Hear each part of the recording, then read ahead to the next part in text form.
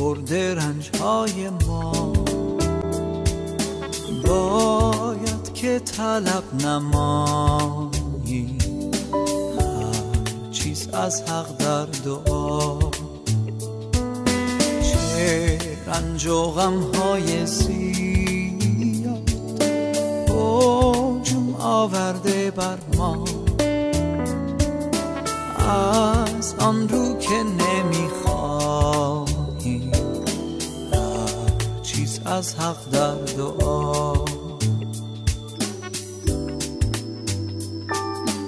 اگر تجربیات داری، اگر زحمت در هر جا، ما را چه دلتنگی بری جمله نزدش در دعا. آیا کسی باشد چون تا بردارد غم ما؟ عیسی بداند ضعف ما،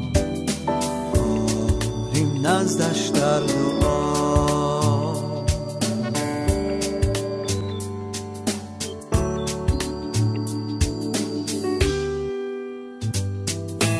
خسته ضعیفیم جملگی در زیر بار فکرها. عیسی پناه ما بود، آریم نزدش در دعا. جواب ارچه تأخیر شود، اصرار میکن در دعا.